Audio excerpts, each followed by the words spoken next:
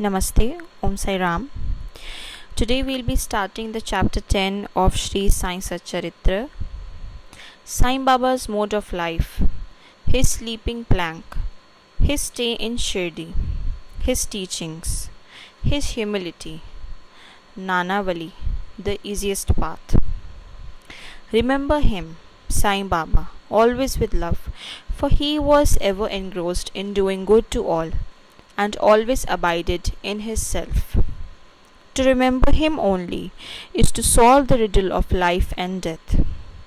This is the best and easiest of sadhanas, as it involves no expenditure. A little exertion here brings great rewards. So, as long as our senses are sound, we should, minute by minute, practice this sadhana. All other gods are illusory. Guru is the only God. If we believe in Sadguru's holy feet, he can change our fortune for the better. If we serve him sincerely, we get rid of our worldly afflictions. We need not study any philosophy like the Nyaya and the Mimamsa, as we trust the helmsman in crossing rivers and seas. So we have to trust our Sadguru in getting over the ocean of worldly existence. The Sadguru looks to the intense feeling and devotion of his devotees, endows them with knowledge and eternal bliss. In the last chapter, Baba's mendicancy and devotees' experiences and other subjects are dealt with. Let the readers now read where and how Baba lived, how he slept, and how he taught, etc. Baba's wonderful bedstead. Let us first see where and how Baba slept. Mr. Nana Sahib Dengle brought for Sai Baba a wooden plank, about 4 arms in length and only a span in breadth, for sleeping upon. Instead of keeping the plank on the floor and then sleeping on it, Baba tied it like a swing to the rafters of the masjid with old shreds or rags and commenced to sleep upon it.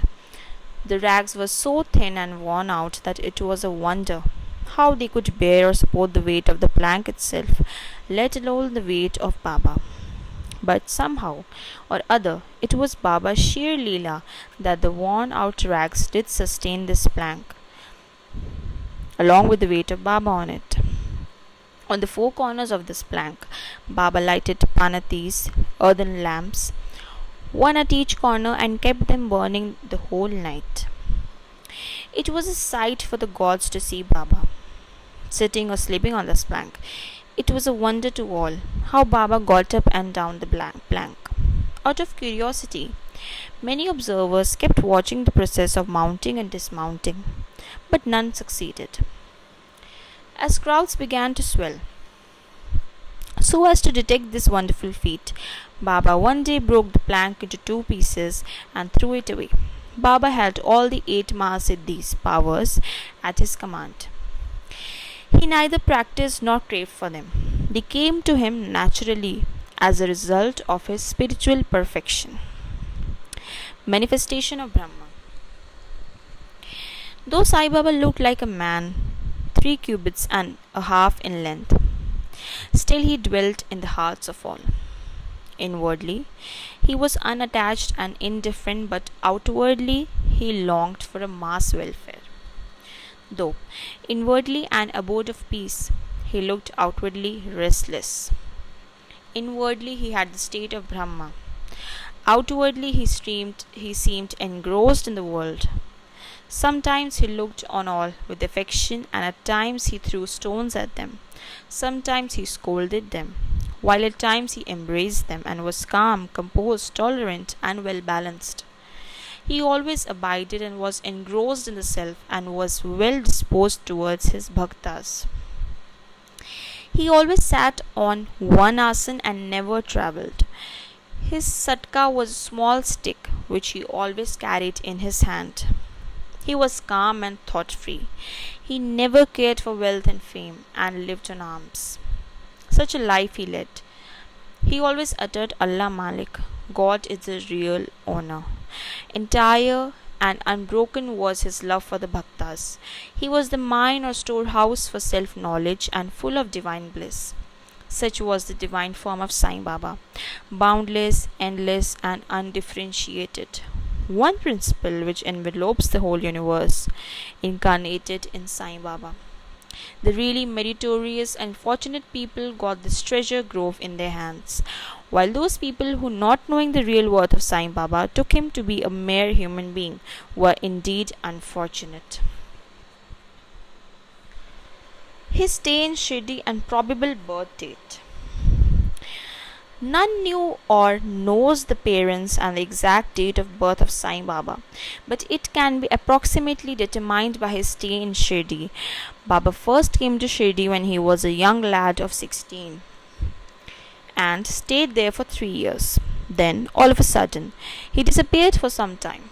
After some time, he reappeared in the Nizam state near Aurangabad and again came to Shirdi with the marriage party of Chand Patil when he was about 20 years old.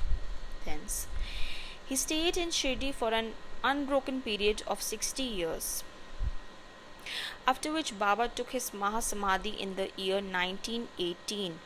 From this we can say that the year of Baba's birth is approximately 1838 AD. Baba's mission and advice. Saint Ramdas flourished in the 17th century and fulfilled to a great extent his mission of protecting cows and Brahmins against the Yavanas, Mohammedans. But within 2 centuries after him, the split between the two communities, Hindus and Mohammedans, widened up and Sai Baba came to bridge that gulf. His constant advice to all was to this effect: Ram, the god of the Hindus, and Rahim, the god of the Mohammedans, were one and the same. There was not the slightest difference between them. Then, why should their devotees fall out and quarrel among themselves?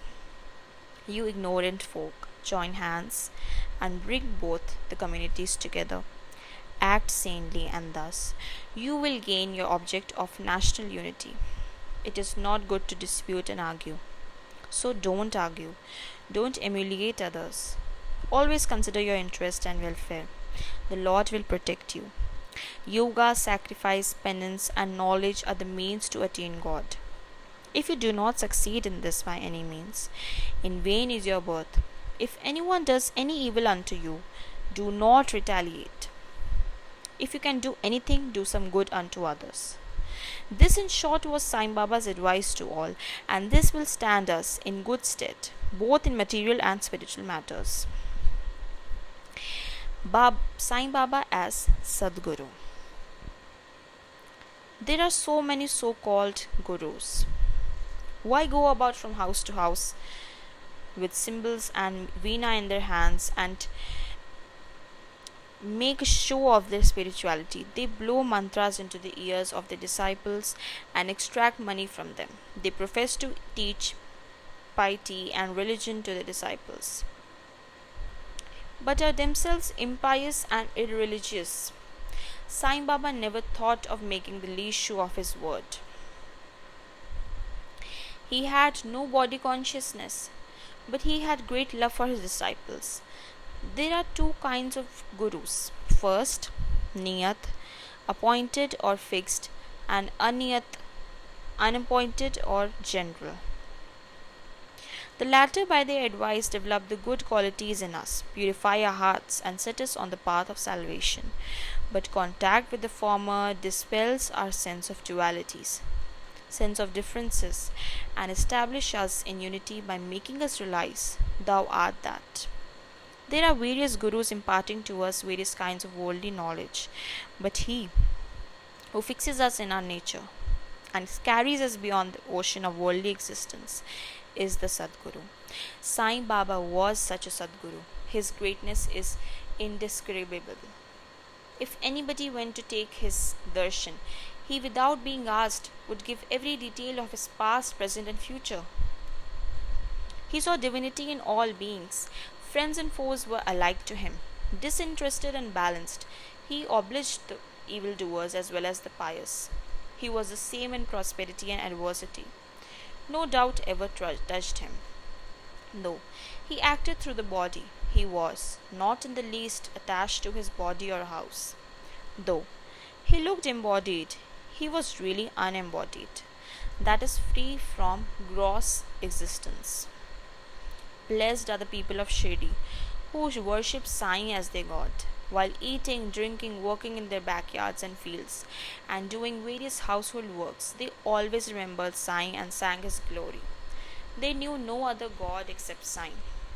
What to speak of the sweetness of the love of the women of Shirdi? They were quite ignorant, but their pure love inspired them to compose poems, songs in their simple rustic language. Letters of learning they had none. Still, one can discern real poetry in their simple songs.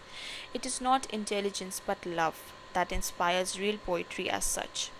Real poetry is the manifestation of true love, and this can be seen and appreciated by intelligent listeners. Collection of these folk songs is desirable, and by Baba's wish, some fortunate devotees may undertake the task of compiling and publishing these folk songs, either in the Sai Leela magazine or separately in a book.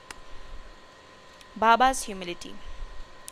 Lord or Bhagwan is said to have 6 qualities. First, fame. Second, wealth. Third, non-attachment. Fourth, knowledge. Fifth, grandeur. And 6, liberality. Baba had all these in him. He incarnated in flesh for the sake of bhaktas. Wonderful was his grace and kindness, for he drew the devotees to him. Or how else could one have known him? For the sake of his bhaktas, Baba spoke such words the goddess of speech could not utter. Here is a specimen.